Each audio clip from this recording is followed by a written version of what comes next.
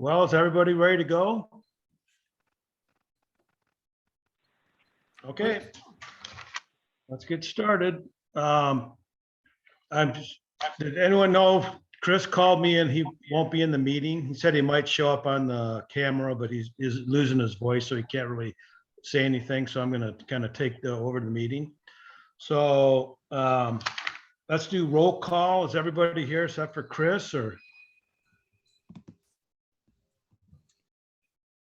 I guess so.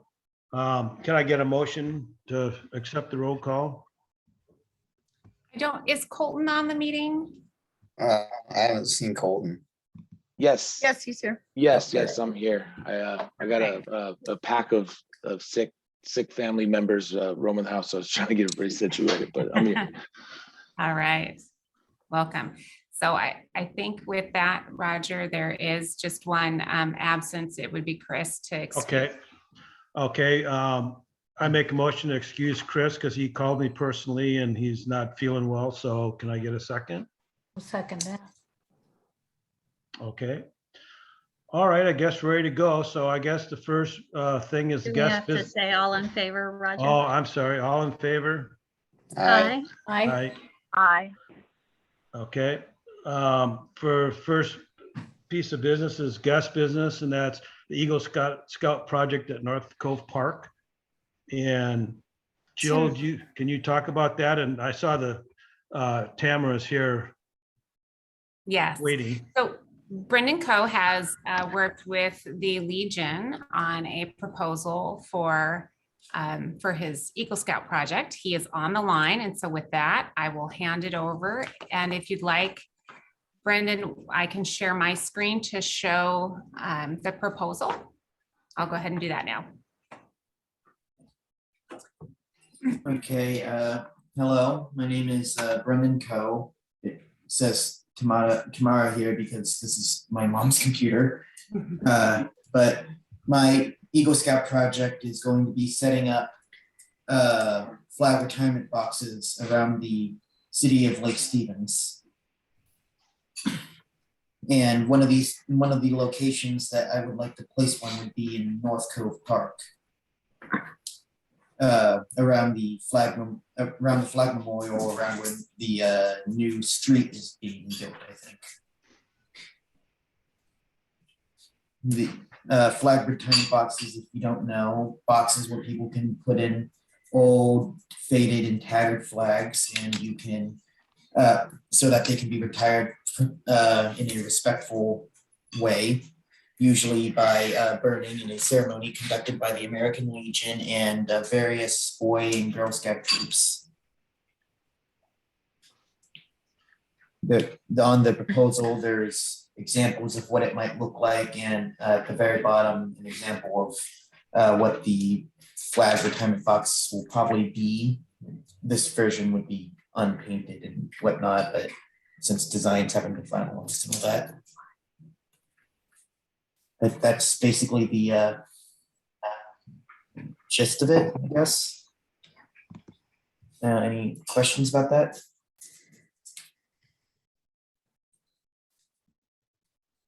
So I did.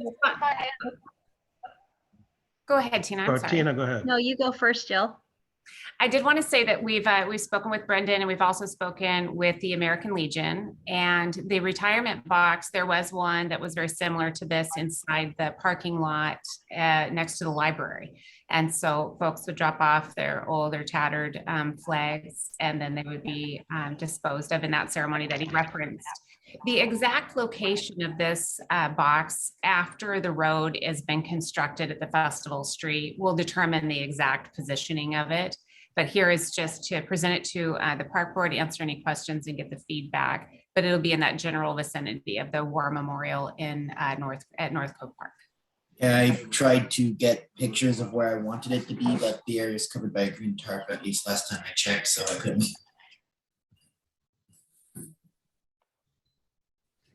Okay. Any other comments, questions for him? Tina, you I have have a one? question. Yeah, what is it? Brendan, so I noticed that, your example showed painted boxes, but the one you're thinking is not painted. Will you That's just the somehow, deep. Sorry. will you that's- somehow let people somehow paint it or whatever to let people know that that's what that is? Yeah, the box, that is just the default box that's taken directly from the website that we're going to order it from once we know exactly how many boxes that I am going to need for this project. It is going to be painted white with a design that I think the Legion has something in mind. If not, the design is not final. There's going to be markings that it is a flag retirement box, so people don't confuse it for a mailbox, and that it's stuff for the Legion and Scout troops as well. Awesome. Those are examples. There's, but the Right. box we're going to be using is like the one you can see at the bottom of the proposal, a drop-down box, not a traditional mailbox. Gotcha. It's a great project. I'm really grateful for this. I'm a vet myself and I value our flag quite a lot. And I think that this is something that we definitely need. I have one quick question. Will there be any information how to put it in the box, or is it just throw it in there? Or? No, it's a The good question. way we're going to put it in, because it has to be secured and it's going to be concrete. The way you do it is we have to drill into the actual concrete itself, and I understand that will probably require permits because it's on city property. And then we will have to input bolts into the concrete to then put, I guess, more bolts, or I'm not a construction guy, so I don't know all the proper terms, but to secure it into the ground so it doesn't blow away in a windstorm or people can't take it. I have a question as well. I was curious as to what kind of information we can also give folks who might not really know what this Dropbox is really for, and really how to handle flags and other, maybe just some interesting background information and even refresher information for folks, whether it be like a QR code that links to another website or something like that. That could be part of the design. Something I'm thinking of would be like you can see on the left example of the left example. You can see it is marked for worn or retired flags for the United States of America for proper retirement. You can have something like that on it, and there is an actual piece of the U.S. flag code that we could also quote onto the box if needed.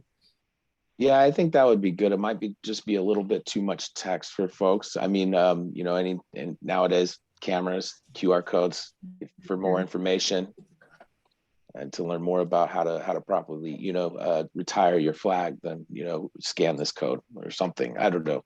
I think it might be that's helpful. a great idea. Yeah. Yeah, And that could be a possibility. It entirely depends on how, detailing stuff will work, if it's painted, if it's like a wrap.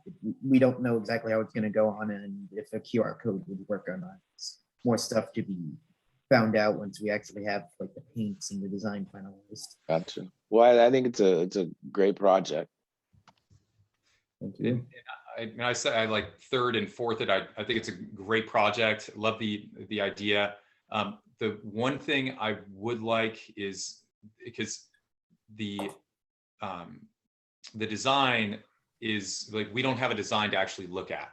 So if we could defer some kind of final decision on this until we have a final design to take a look at. Yeah, of course. Before I get the actual design, I was already expecting to have you guys approve it, but the Legion also has to approve it first. I would have something here for you, but I am not an artist in any sense of the word. So the best I could give you would probably be a drawing on MS Paint. I'm right there with you, Brandon. Yeah, best.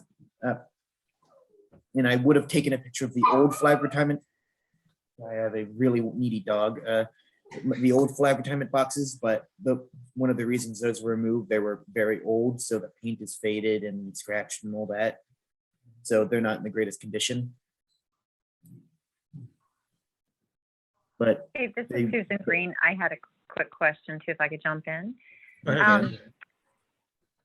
So my concern, and by the way, this is an awesome project, and I really appreciate it actually, because I have a flag that needs to be respectfully retired. But for those people that are just the ones that are causing mayhem out there, is there any type of a penalty for people that would place garbage in something like this? Just kind of that- curious, because I feel like, yeah. well, since I don't think there's any law specifically relating to flag retirement boxes, since all the time, even with how we can make the entire paint American flags covered in text of meant for flags only. They still get letters to Santa every single year in the boxes, and people are always, nothing we can do to stop it. I don't imagine that we could put markings not for trash and no mail or stuff like that, but there's only so much you can do to really stop the general public from doing what they want, unless you have a guard stationed there, which would be a bit much. No, I'm just wondering if there's, and again, this goes back to the QR code, as far as if the flags could be placed in a bag or something that would protect them. Until then, you guys would have the opportunity to go and to do the appropriate. You're talking about the flag itself, once it's inside the box, what to do? There's no law. Yeah, if it would make sense for people to please place it in a bag. something so that There's it's no law it's relating to protected. that, at least to my knowledge, but some people do place it in bags. Sometimes we get, like industrial packaged flags that were never sold that got worn on store shelves, and but most of the time people just put them in. I would imagine, I wouldn't want people to actually put them in plastic bags, because plastic bags would end up going to waste anyways, and last thing we need in this No, world that's a is good point. more plastic waste. Okay, all right. I think I've taken you sideways in that fight, but again, I really appreciate your project. Thank you. Anyone else have a question for him? All right. Thank you very much for your time. Thank you. Appreciate it, Brandon. Thank you so much. Thank you, Brandon. We look forward to seeing Have a good Very night. exciting. we look forward to seeing, what you got for the final. I will give you guys more information as I get it, but is this permission to go forward with the project in any way? So, Brendan, yes, we'll coordinate outside of this. It sounds like the park board unanimously is in favor of this project moving forward. So we'll just work with you to tighten up the visuals on the box, and then also the location of the box once we have that street constructed and we have a good idea of where it will work in that downtown area. Do you have any idea when the street might be finished? I think the end of construction should be around January. Okay, That's- thank you. That's a give or take, Brendan, because as we know with construction, our timelines are not always 100%, but that's a good estimate. And have to be reliant on Washington weather, and yeah, that is probably as reliable as a tire made of Legos. Mhm. That's true. Great job, Brendan. Thank you. Thank you. Thank Have you. a good day, all of you. Thank you. You too. All right, well, that looks like a pretty good project. I think everyone agrees that it's a good project. I guess, Jill, you just have to make the decision, or do we need to put that to a vote, or? We can go ahead and take a vote on it. Okay, I think it's. all right. We'll take a vote, and all in favor, say aye. Aye. Aye. Any nays? Okay, there you go, Jill. Thanks, Roger. Okay. All right, the next thing is to approve the minutes for September 13th. Is there anything anyone wants to add or reflect on the minutes or the notes? All right. Can we get a motion to approve the minutes? A motion to approve them. Second, Second. all in favor? Aye. Aye. Hi. Hi. Aye. Any nays? Okay. All right, looks like we're back to Jill for discussion items. So Jill, it's all you. Great. So I did send out an email just before the meeting. It looks like one of the staff reports didn't get into the packet. So I sent that out, but this is on your work program. We had discussed setting some standards for plaques and memorials in our parks and open space. And it's something that is requested of our office, and we work with the Arts and Parks Foundation to get those plaques and memorials placed, as well as other requests for certain areas. And we wanted to come up with a standard so that it's a real consistent process throughout our parks and open space for plaques and memorials. So in working with that, we know it's a need to get that policy done, but we wanted to have a scoping session with the park board and get some input on items and limits of that scope so that we can move forward and start developing the policy.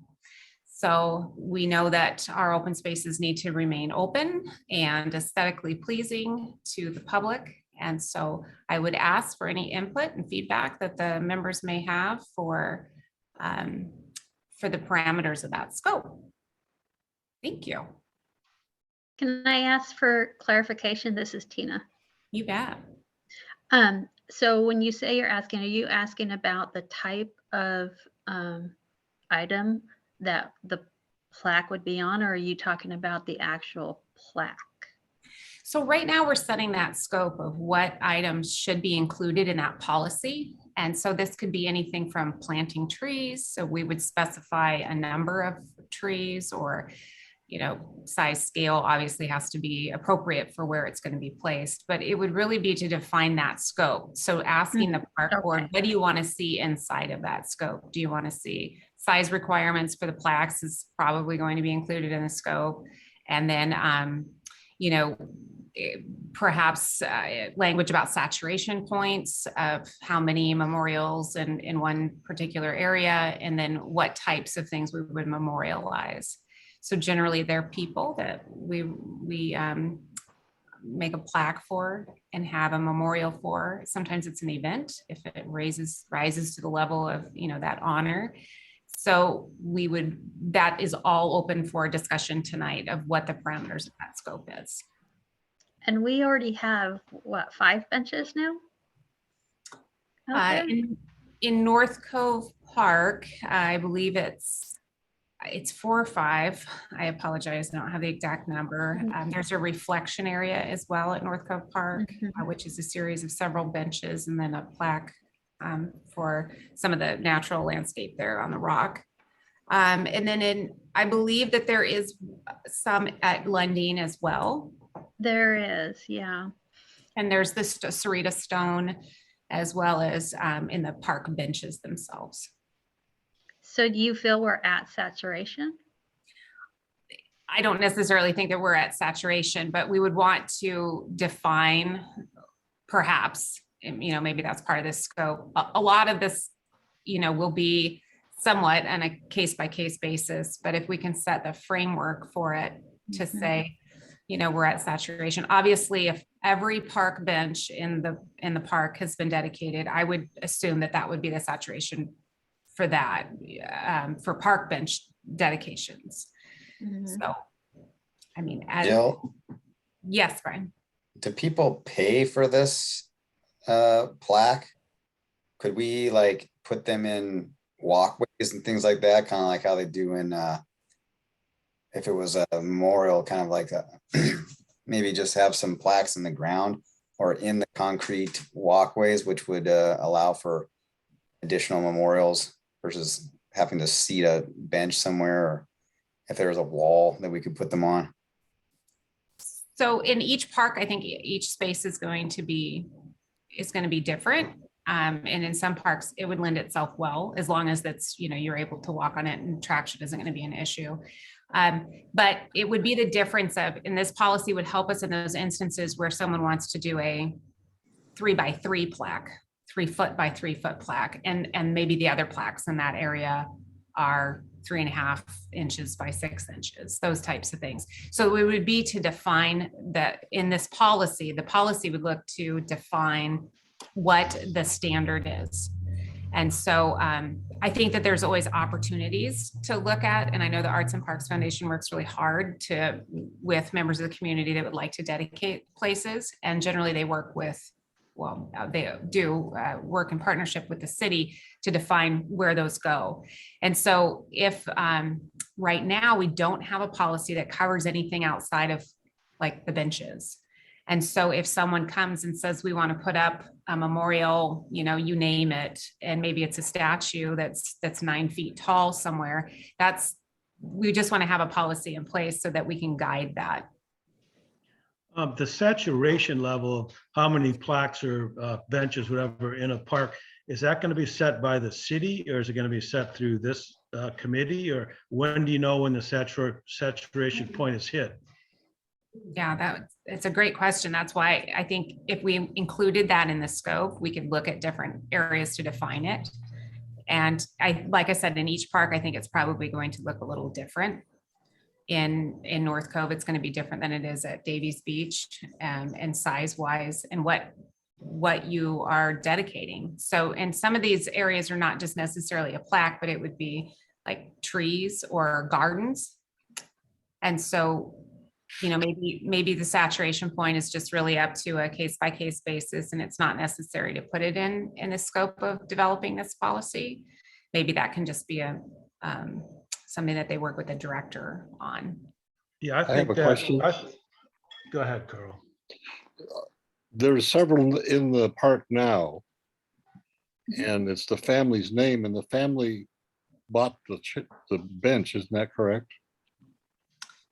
They work with the Arts and Parks Foundation to create the plaque and put that on a bench. Sometimes it's gone both ways, Carl. Sometimes the Arts and Parks Foundation pays for the bench, and then other times it's a bench that's already existing in the park, and then they affix the plaque to it. Because there's been some confusion when the plaque is there and then it says Arts and Parks Foundation. People are thinking it was Arts and Parks when actually the family bought the bench and the plaque. Oh. Good point. We can get some feedback to the Arts and Parks Foundation regarding that. Yeah, we've got a meeting coming up and I will bring it up. Okay, great. Okay, here's an easy idea, just to give us something we have consensus on, because this is kind of a broad one, but what about in general, you should have the same size for the same item. So if it's a bench, in a park, then there should be consistency, obviously, on all the sizes that go with that. And it could be if someone does then a tree, obviously that plaque size is going to be different than what you'd have on a bench. But we could have some consistency on that type of sizing. Same thing, a garden could be different, but it's kind of like with like.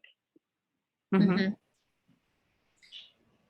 Those are great suggestions, Susan. So that helps me when we're coming up with a scope of this, of what to bring back to the group. Well, then it also comes to the fact too that, if you have a park bench, if they're all the standard, I think that's what they should be, a standard park bench, not, bless you, not having one park bench in one park and then another bench in another park. I mean, that's part of the situation where you have to, make some kind of guideline. So the park benches in each one of our parks, the fit and feel and aesthetic of them is something that is set. And so there is some variation in that. It's set at the time that we do the park planning. So we bring, furniture examples to you. If you remember in North Cove, we brought some, and the benches that are in there are consistent with what the park board put forward for their preference. But as times evolve and things change, and sometimes there's a specific need. So for instance, all of the benches at Frontier Heights are going to be a different material just because of the overhead power lines there. So there is some variation between parks, just so that it's not completely, Right. one look throughout all of our parks. We Mundane. have some, yeah. But there is some difference. But then within each park, yes, we want all of them to be consistent. Okay. Within that is, unless there's an outlier, some reason why it would be different. But yes, we always do try to match them all. Because years ago, we did a big thing with benches, and I thought we came to a conclusion that, they had to be a certain size and material, but I understand how you're, saying that you've got to adapt to the park itself. And sometimes those sizes, you put them in and you use them for a while and you realize, this material was great at the time. It's not so great anymore. Or you'll have existential circumstances that come up, unfortunately, sometimes with graffiti, where we start looking at materials that can be easily replaced or that can be cleaned easier than others. So there is some give and take in that, but we do try to, be consistent and aesthetically pleasing in each one of our parks. Maybe we should have some kind of an overriding topic of everything be subject to design standards of the city at the time, as things evolve. That is tough too. I know that I've done a number of different projects working with Snohomish County and tribal areas and different areas, and the coordination piece gets really complicated when you're trying to create consistency, for whether it be signages or benches and that sort of thing. I do definitely understand. I think it's nice to have pockets of uniformity when you're talking about this, but it gets expensive and it gets very complicated when trying to manage numerous locations. So I think that it's good to have a little variation. It also will save money, and also I think as long as there's some kind of maybe some options when you look at that variation, so that you're not doing something too outside of the scope of what everybody's hoping to provide. But anyhow, I've definitely seen some issues when it comes to that. It's been a roller coaster, and it takes a lot longer to implement too, it seems like. Yes. So I have down for the items that were mentioned, is the size of the plaques consistent with the different amenities? So you don't have one person that has a 10-foot plaque and the other person, has a smaller plaque. And then I have different types of amenities listed here, and then subject to design standards. Is there any other ideas that the park board have? Yeah, how nitty gritty do we want to get? Like, do we want to say this is the kind of shrubbery that you can plant in each park, or so that we don't have people planting big, huge trees, or I don't know. Do we want to go that far? I think that we definitely would define that it needs to be the appropriate species for the location, and that, in some of our parks, we have water available. In some of our parks, they have to be drought tolerant plants. So we would look to define in that policy, but that's a great thing that you bring up is, species appropriateness and placement appropriateness. And then, there is some guidelines that I've looked at for memorial trees, that they're never planted as just one.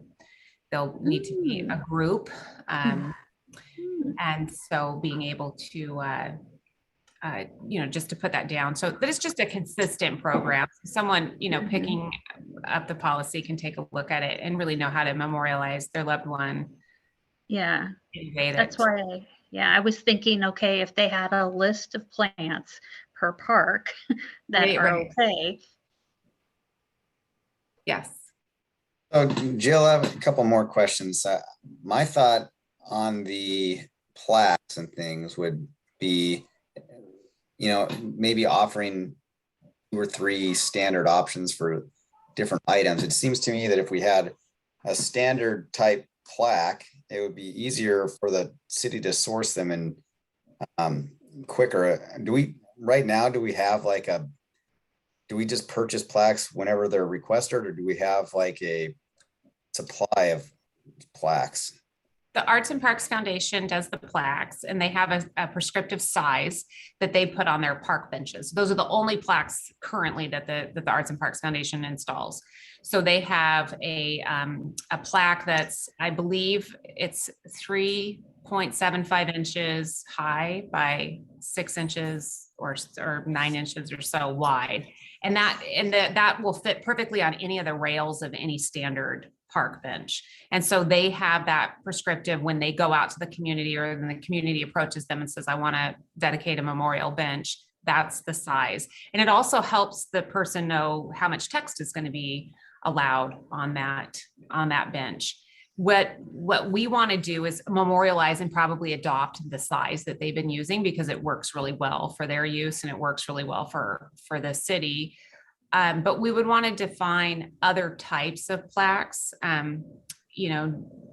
This is not an issue that's ever been, to my knowledge, that's ever been a problem, but we want to just define it so that there's some consistency. So if someone does want to have a space, sometimes the wording on a plaque, it determines the size and the readability. So if you give them a size and maybe a word count or something along those lines, just so that we know that it'll be legible from a certain distance, and we look to define them. There are some examples of cities that have done this, and they have policies, and I've seen them kind of range. Some of them are very, very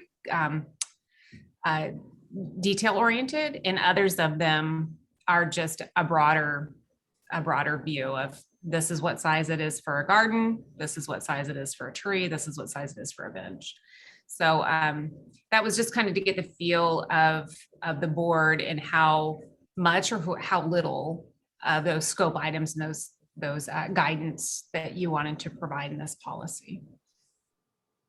I just a thought too. I think that that would be great, so that it's, there's guidelines that aren't too restrictive, that makes it, impossible, or makes it hard for folks to, get it done. But it does create some kind of uniqueness to, I think, the area, especially when, you're talking about consistency in that piece. People seem to remember a little bit more. And, I can still remember some of the signs in different areas that I've seen where there are cities that have, kind of a unique and consistent theme. So I think that's a great idea. I have another thought. So we mentioned benches, trees, and gardens. And then we did have a quick mention about sidewalks. Do we want to consider sidewalks? And is it doable to do that? The sidewalks are, I can talk with our Public Works Department and see how detailed. We do have one of the sidewalks in the multi-use path that's been dedicated downtown. And I know that the plaques, to put those in, we did time it in construction, I believe, to encompass when we were pouring the sidewalk. So I don't know to go back. It may have been cut in later. I'm going from memory here. So, and sometimes it's great and sometimes it's not. So, but I can talk with Public Works and see if that's something. I would say probably in the public right of way, it might be a little different than inside a park on a walkway for various considerations, but we can, if that's one of the scope items, we can definitely work on that and bring it back. But Jill, is there a choice between park and stuff? Because I can't remember who, maybe it was Colin that brought up that put a plaque on a wall somewhere. I mean, is there a list of things that people can get, like a park bench or a plaque on a wall or a plaque in the walkway or anything like that? Or is that hasn't been decided yet either? Well, we don't have a policy in place, so we have not really looked at different, so far the community has come forward and asked for, park benches. And with the exception of out at North Cove with the reflection area.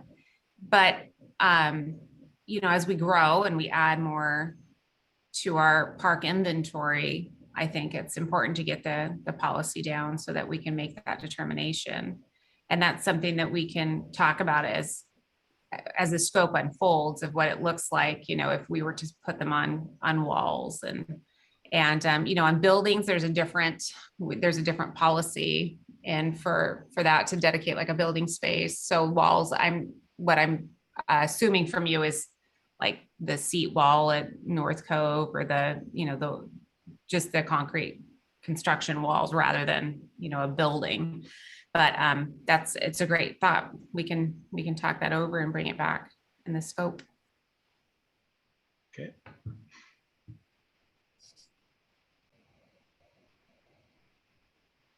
Any Anyone other- else? I was gonna say, anyone else have a question for Jill about this? So on the Comment? garden, if someone's dedicating, like wants a garden dedicated, they want a plaque in the garden as well. So would that be something we would want to have some sort of a design standard in terms of like whether or not it's protruding from the ground or if it's level with the ground and the Correct. side? Okay. Absolutely. So that's great. Hey, this is Susan jumping in. Can you hear me? Yep. Yes. Hi, Susan. Sorry, I've got double mute stuff going on here, I think. But just for reference, Joe, like someone says, I want to go and do like a bench from a memorial standpoint.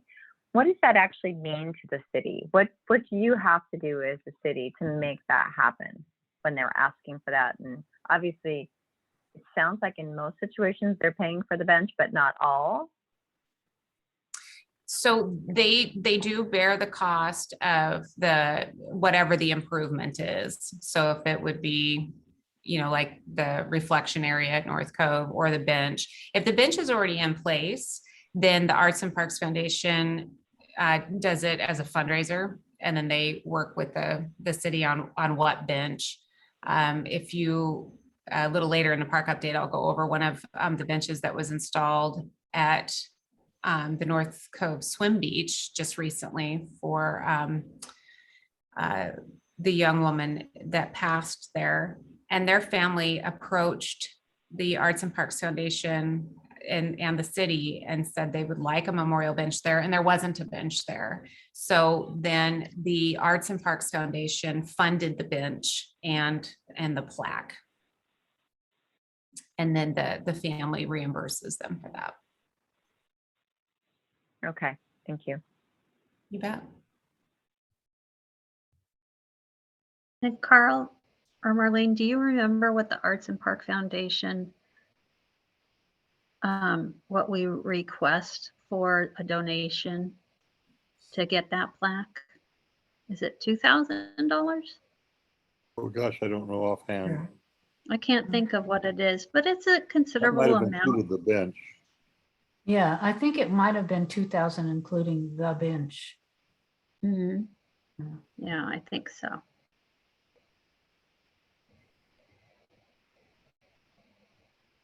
Well, thank you. Everybody, if nobody has anything else, that was good suggestions. I appreciate it. And now, you want to talk about the comp plan update, Jill? I would love to talk about the comp plan update. All right. So, Good. so as you saw in your September meeting, we are doing a minor update of the comprehensive plan. And one of the chapters is our parks element, chapter 5. And so when we brought it to you in September, you brought forward your corrections and some additions and all of your edits.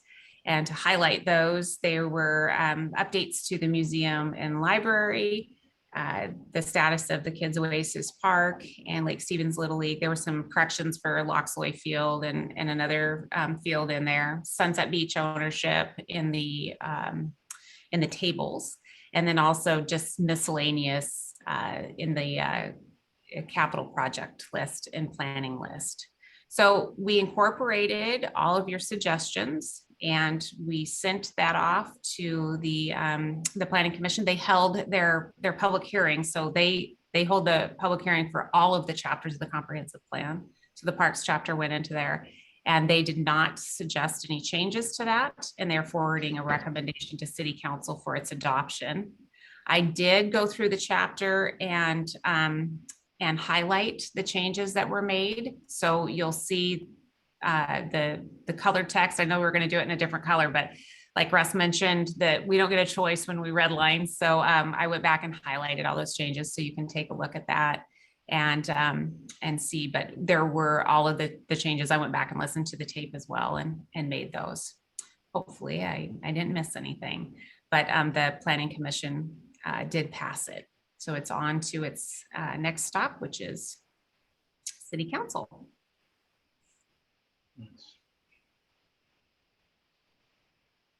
Did anybody have any questions about the comprehensive plan? I do. Go for it. Okay, so when we are talking about the projects themselves and the plan itself, like on page 31, it's got planning project number 1, and it gives a date. But then when we go to planning project number 2, there's no date. And some of them some of them have dates and some of them don't. It is And I was just curious. It is my understanding that we're leaving that format, so we're not putting a target start date. So much of it depends on the budget, and so much of it depends on, if we have grant funding available, how that's timed and phased.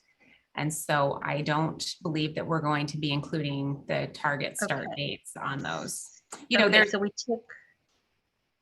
took dates out of acquisition, but when we talk about planning, we put a date in there. I think we're going to remove the dates from all of those, but that may have been just a miss on that one now that I'm looking at it. Okay. Are these in priority order? They should. So it goes from planning first, I believe. Let me just get to the top. So it goes from planning project, and it'll have the priority, and it'll say project number 1, which is Centennial Woods. And then 2 is the downtown open space for planning. Then it'll move to acquisition, and it'll have number 1, number 2. So they're grouped by category and then the priority. Okay, so they are prioritized. Correct. Okay. This is Connor. I also had a question, in looking through that document, language about the historical museum, there's language that talks about it being temporarily moved, but is there, I just didn't see any language about the development of a new location for the museum. I believe it's listed. That would be a separate project outside of the parks element. That would be a capital facilities project for the city. And there is no definitive plan for the museum at this point. It's just, we've had initial conversations with the Historical Society on a location, agreed on architectural design, but it's not a budgeted project at this point. Got it. Okay. Thanks, Ross. Yep. I have another question about the prioritization. Did the park board give recommendations on the prioritization, or is this what the city has decided? Maybe I can speak to that, not to contradict Jill, but in the past, these project numbers haven't been ranked on priority. They were just established as ongoing projects that had been identified, and you'll see some come and go, and a lot of them end up relating to opportunity projects we have in the hopper, grant funding that becomes available. Obviously, we hear from the park board throughout the year on priorities, and some that show up as priorities, like the acquisitions projects. Those have been priorities for a long time, but it becomes funding and then the availability of properties to see those through. So I wouldn't say that they are prioritized. They are all priority projects, but they've just been assigned a project number. Okay. And then as they move into the 6-year plan, and that's in a different chapter, that's when the funding has been enabled and construction drawings started, and then they become real projects. So in this chapter, They just define what you'd like to see over the next 20 years. Then if they get into the 6th year, it's, yeah, we're actively looking for funding. And then when they get in that year's budget, it's, we're going to design and we have the funding to build these projects. Gotcha. And so how is it decided what gets done first? It's a variety of things, but really it's the opportunity, the momentum we have, funding sources, and obviously some of the projects we hear directly from the park board. For example, Eagle Ridge has been one that the park board had really wanted to see through for a long time. Before that had been the first phase at Cavallero. And obviously with the downtown plan, that had been a priority of the council to see through. So it's a variety of sources that Okay. help round out those decisions. Okay. Thank you. Mhm.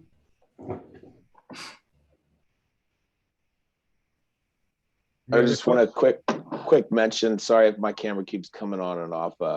Dealing with sick stuff back here, so everybody's a mess. But anyhow, just don't mind me if you see it. I'm still here. Thanks, Colton. All right. Parks update. Great. So a lot going on.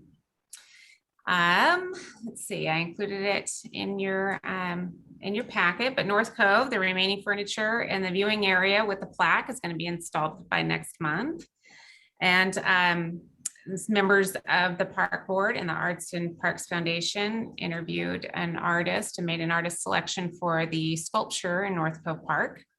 Joe Powers has been commissioned to do the water tower, or the interpretation of the water tower. And he's also done other public art. He's actually done quite a bit of public art. And the one I think closest to us is the archway up on the Centennial Trail, where the White Horse Trail branches off from the Centennial Trail.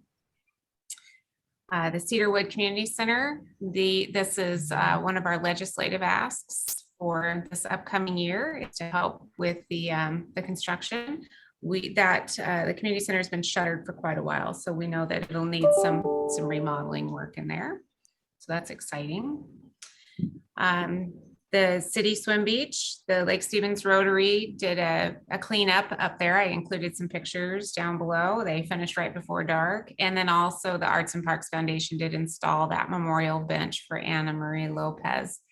And there is a picture of the bench, and where it ended up is a great spot. And it's also, we had no benches at the city park. So that was a nice addition there.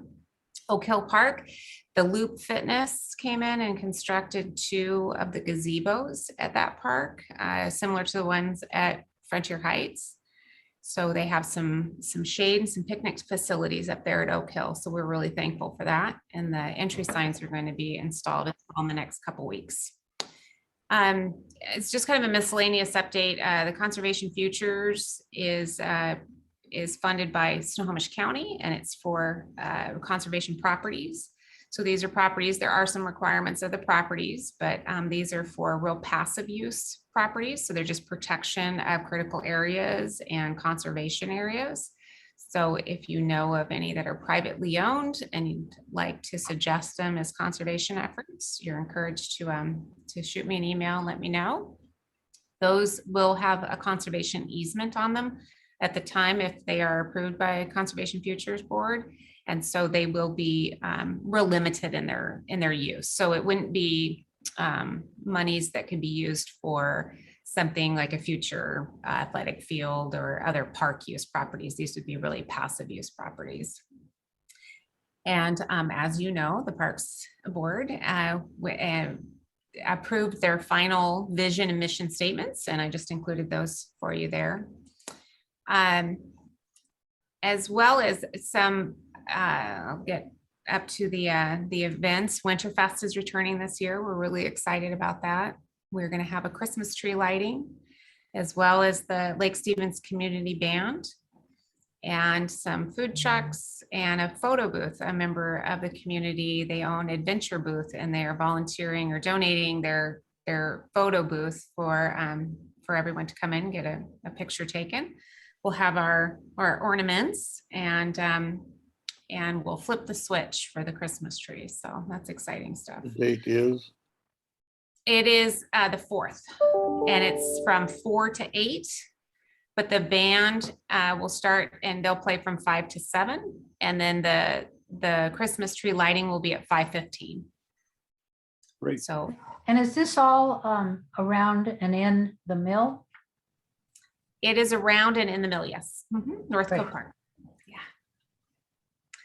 Yeah. We are also looking at coordinating some groups to do a boat show this year. So bringing in more events. We know that that's a priority for the community. We heard back on their survey, so we've worked with that group. And then we're also working with a local group for a cultural festival, a Festival of the Lights for next year. That would be next November. So that will be fun. And then we are going to do our music by the lake, our movie in the park, and our theater in the park. So our concert or our summer series is returning. So we're really excited about that. Also, it didn't make the update, but the Lake Stevens City Council has placed an emphasis on hiring a parks director. So that'll be coming in the next year. So that'll be a neat forward movement for Lake Stevens. So does anyone have any questions on the parks update? I nominate you as the Parks Director. I think they're going to recruit for that. Yeah, I second. Oh, thank you. That's very kind. So lots going on. Yes, It'll it be is. Exciting time. All right. Anything else? Any more questions for Jill about these? All right, let's go to the board member reports. Anyone have anything to report? I know that there was some talk of, the BMX and the Eagle Ridge and around there. Is there any news about that or anything? No. I don't have anything, but I wanted to share just a couple things. If once I'll wait till last. So Does anyone I'm else not have taking anything? anybody's spot. This is Brian. I can give a Hey, quick Brian? update on the pump track and all that. I've actually been working with a guy in the Japanese Gulch mountain club there. And one of the things we've been actually volunteering, just building trails. I talked with Jill a little bit about how we could potentially just get some folks in there doing that. But there's a matching program I guess that we can donate hours to an Evergreen. I talked with Yvonne Kraus at Evergreen again as well. And she said that we're still, waiting on the pump track, and they're still ready. And they actually have that on their list of capital projects to work in the near future. We're just waiting on the city. But there's opportunities for, if people donate hours for trail building, and that can get matched. So just wanted to let folks know about that. I've actually been working, like I said, with the lead trail builder there at Japanese Gulch, and those hours get matched, and quite a bit of stuff is getting done. And Evergreen has actually donated tools. They've donated wood for building bridges and things like that. So I would encourage everyone to check those trails out. A lot of cool stuff's been done in there. They built some jumps and things like that. And What is Evergreen? Evergreen Mountain Bike Alliance. Oh, okay. They're the group that we were working with to try to get the pump track and bike park designed. Okay. Vaughn Kraus is the executive director that came in and did the presentation to the Parks Board. Right. Yeah. Brian, what do you mean by Brian, match? Go ahead. Jill, go ahead. Did you want to, Jill, do you want to say that's something? okay. Okay, Tina, go ahead. I was just curious, what do you mean by match? If you volunteer hours, what does that mean? They'll match that? They'll come out and do some volunteering too? So for example, I mean, both of the trail builder guy and myself work at Boeing. So we can put in a match 2 Evergreen Mountain Bike Alliance, and Bowen will match our volunteer hours with a certain level of pay. So it's just something Evergreen might be able, Evergreen Mountain Bike Alliance could contribute a certain amount towards our projects here in the city. So they also do fundraising. So I talked with Yvonne about that as well and said, hey, you know, when we do get this pump track going, can you help us raise funds? And they said that's definitely something that they'll do, and they can contribute, you know, they can raise thousands of dollars for the project once it is shovel ready, approved by the city, but they won't start on that until it is. They don't take any funds. And I've already been working with the Arts and Parks Board to set up you know, fundraising efforts through them as opposed to Evergreen, because that way we could just guarantee that it would all go to, if we started doing community fundraising, it would go directly to our projects. But Evergreen will also, on top of that, add funds from their fundraising efforts into the project once it's approved. Gotcha. Thank you. What city is this? It's for Lake Stevens for the pump track and bike park. Evergreen Mountain Bike Alliance is of Washington. It's the largest mountain bike alliance in Washington State. And so they raise funds in each chapter. So we're part of the North Puget Sound chapter. So funds raised in this part of the state would be funneled into a project that would be shovel ready here in Lake Stevens. They would designate some of the funds for that. You mentioned Japanese Gulch. That's So in Japanese Mukilteo. Gulch is in Mukilteo. Yeah. Right. So Yeah. Brian, just a quick timeline for you. The design, there is a design budget going forward for the Centennial Park pump track. So we will be making some forward motion on that at the beginning of next year. So. Cool. Thanks, Russ. Jill, did you want to say something? Because it kind of cut you and Tina off. Oh, no worries. I had just heard in a call with the city of Marysville that they are installing a pump track, and they're pretty near to the completion. Unfortunately, the weather got in the way, and so they weren't able to complete it this year, but I had not known that before, so I thought I'd pass that along as well. And Brian, have you been up to Marysville, Brian? I haven't been to the Marysville one. I haven't seen that one. I know Mukilteo is actually planning a dirt pump track and jump line at I think it's the 74th Street entrance to the Japanese Gulch where the community garden is. But I'd be interested, Jill, where do you know the location of that pump track in Marysville? I don't. I can work on that. I can definitely find out and send it out, though. That'd be great. Thanks. You bet. Yes, I'd like to go check it out too, because I don't know what a pump track is. I mean, I know by what he's told me, but to actually visualize it, it's different than just hearing about it. I can send you some pictures, Roger. No, I want to You want to see it in directly see person? it. Yeah, that's Right. just the way I operate. Okay, anything else about what Brian had to say? If not, we'll let Colton take over. Colton, go ahead. Alrighty, thank you, Roger.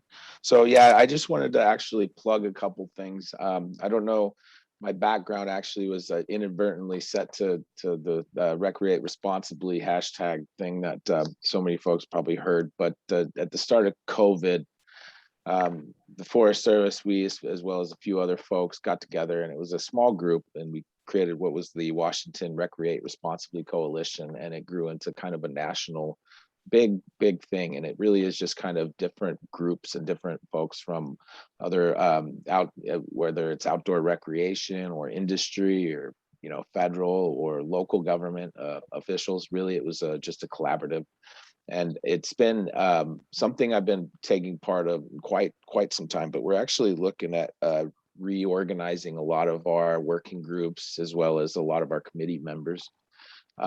And I just wanted to, if anybody hasn't heard of it, I was hoping to maybe do a little plug just to share it out in case there's folks that work in the industry or have a little extra time on their hands to participate in some of the meetings and discussions that go on. A lot of them I think are very relevant as far as the Parks Board goes, because we're looking at education of the public for proper use and a number of other things.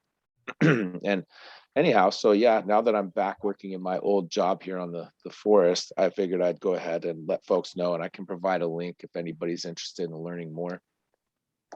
The last thing is there's going to be probably a new federal advisory committee being formed in this area for any areas that are kind of either on national forest land or adjacent. So for us, that would be mostly kind of the Verlot area, but we're looking at forming a committee that would help to provide feedback and advice on how certain Title II funds would be allocated towards projects.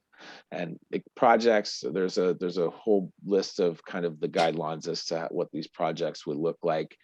But I'll be probably maybe sharing out some handouts within, the city to certain partners and different folks, just to try to see if there's any interest and folks wanting to sit in on that charter.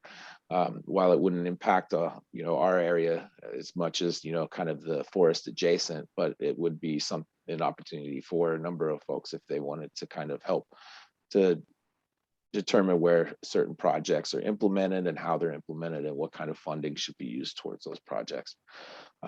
But I hope everybody has my email. If not, I might just connect, if it's okay with Jill, and just give her a little bit of background info on both of these two pieces. And then if there's any interest from folks, even if there's interest outside and somebody that could be interested, it'd be good to let me know. Other than that, I'm going to stop talking before I lose my voice again. And if there's any questions, I'm around. Thanks. Thanks, Cole. I'd be interested in that, Colton. Yeah, Colton, if you want to send it to me, then I can get it out to the group. Sounds good, and thanks, Brian. And I've worked quite a bit with also the Evergreen Mountain Bike Alliance, so I can attest to the group's quality, really the quality of the partnership that we've had with them, and their ability to really get projects done. So, thank you, everyone. Thank you. Thanks, Colton. Anyone else? Yeah. I can, Go go ahead, ahead, Marlene. Marlene. Oh, see, Tina and I both, we attended the Okay. art committee tonight, but regarding the pony wall next to the splash pad. And that, I just wanted to say that Leah Everett's come up with a great design, and it's now we're happy with it and we're moving forward with it. Can you tell us what that design is, or? It's all having to do with nature and the flow of the watershed and the creatures and plants around it. It's very visual, very, very interesting. Just the very beginning of it, but we're all happy with it so far, and it's moving forward. Tina? That's what I was gonna say. I knew you would. We All both right. need. Anybody else?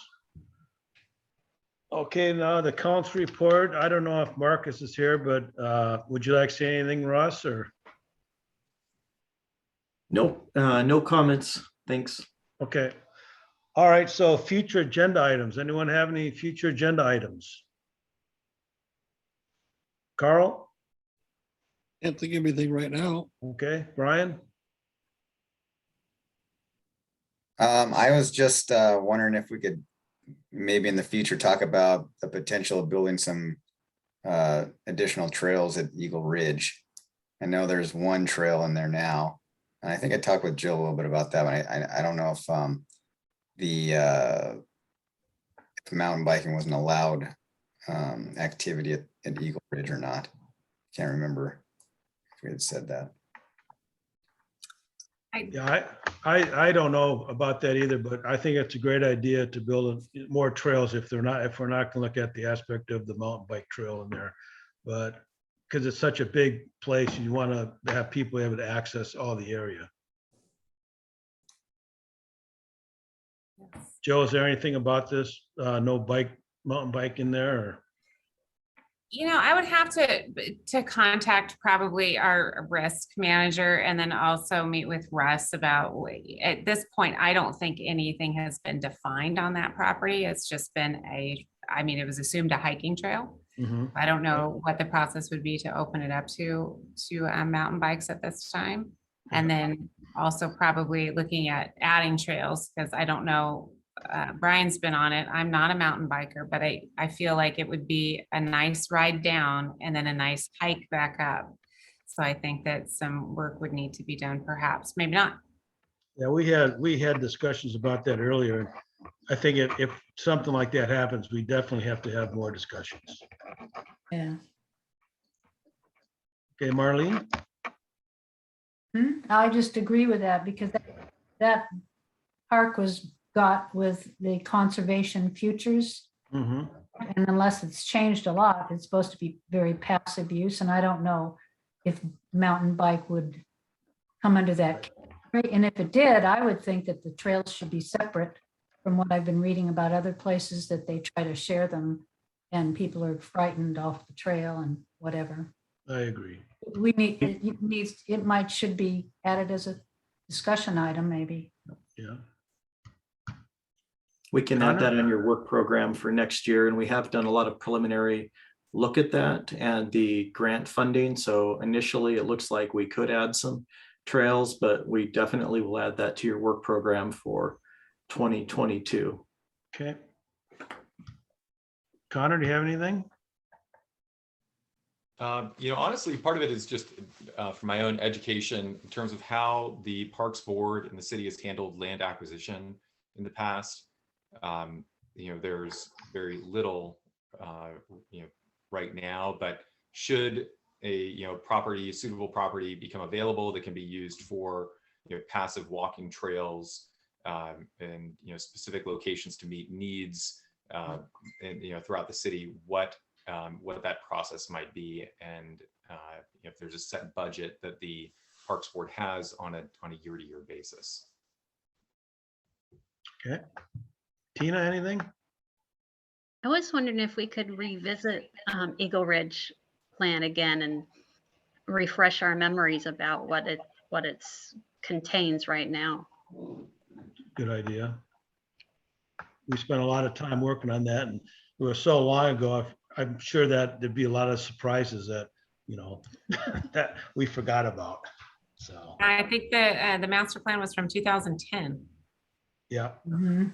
So I think it should be revisited just to look at it. And like you said, you have to adapt to the future. So We And will I be know- going to design phase probably January, February. We'll be starting the outreach. So spring 22, definitely the park board will be seeing Eagle Ridge again, and as we go into actual design. So are you thinking, Tina, go ahead. Tina? are you thinking, Russ, that we want to hold off on looking at it, or what? Can you clarify what you meant by that? So yeah, there's the master plan, and as we talked about earlier, we moved some projects forward based on funding. We received a $400 and some $1,000 grant for that. We're matching funds about $400,000, matching dollars we found from federal dollars and then city dollars going into that. So the first phase is going to be design, and during the design, it will take the elements from the master plan, and that's when the park board would have a good opportunity to compare those items again. Brian, did you have a comment? I just had a question in terms of, I'm a little confused on what the passive use is, or like a definition for what passive use in a park entails, or what restrictions are there? There are some definitions, and then there's also further definitions, as Marlene mentioned, when you work with, when you record a covenant on the property or an easement on the property, such as a conservation easement. So sometimes they'll define it even further, but generally passive use is going to be your soft trails. Those are going to be for walking, hiking, bird watching, those types of things. But the definition, I can definitely pull like what RCO's definition is, the Recreation Conservation Office, as there are our state guidance for that. But generally, when they talk about passive, and Russ may have some additional information, they're talking about something that would not really disturb the land. Because wasn't Centennial Woods also a conservation easement? It is, and we did have to check with Conservation Futures, and they did find that mountain biking was consistent with the easement that was recorded on the property. So that was one of the first steps that staff did, was reach out to Snohomish County and say, hey, we have this conservation easement, and we checked for both of the properties. Is this something that would be opened up? But what they would not allow is for us to take the entire property and pave it and turn it into something that would be in high intensive use. So they did, because the property is so large and the impact of the pump track was so small on that piece of property, and that we would be leaving a lot of the trees, the substantial trees that are on the property, they did find that it was consistent. Thanks, Joe. You bet. Susan, do you have anything? You guys are just actually making me remember something I thought to bring up before, but we're talking about looking for a long-term volunteer out there actually at Eagle Ridge for the garden area, right? And that is such a neat program, but I'm just wondering if there's maybe like an AmeriCorps, is there some type of program out there we actually could go and engage somebody from I won't say an employed standpoint, but I guess employed standpoint, to take that on? Because again, to me, it's nice to have the leadership of that happening. And it seems like we've been having a difficult time finding a volunteer. Well, I don't know if the horticulture is still at the high school, but that'd be something that you could look into, maybe take the class out there and make that a project for the class itself. I think it's a lot of hands-on work though. So it's kind of, it might be more, I did horticulture back in high school, loved it.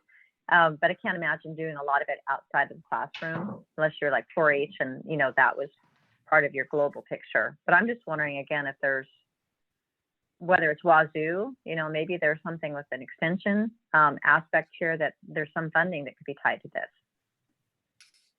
So that's great, Susan, you were right. We're on the same wavelength, because I talked to Marysville about their Master Gardener program that they have with their garden right at Jennings Park, and how that started. So I have some follow-up to do with that, with the WSU extension. So our long-term gardener out there, our long-term volunteer, Debbie Daughtry, she has, she's continued in the position, and then she's been able to find some short-term volunteers that put together kind of fill part of that position. And then we were able to secure a couple really large groups that went out there and did some of what would have been a daily kind of an incremental gardening. We were able to kind of blow it out in a couple days. And I know that one of the groups loved it so much, they want to come back. And she said, we just put all the beds to sleep. So, so she was very happy to report that she didn't need any help at that particular time, but looking forward, she definitely will. So that's a great suggestion.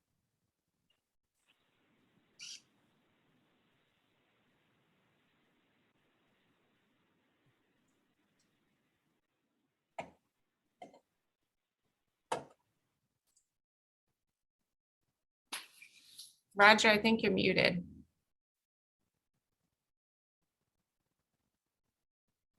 Cole, did you have anything else? He's muted too. Not letting me mute. There we go. No, I think that's it for me. Okay.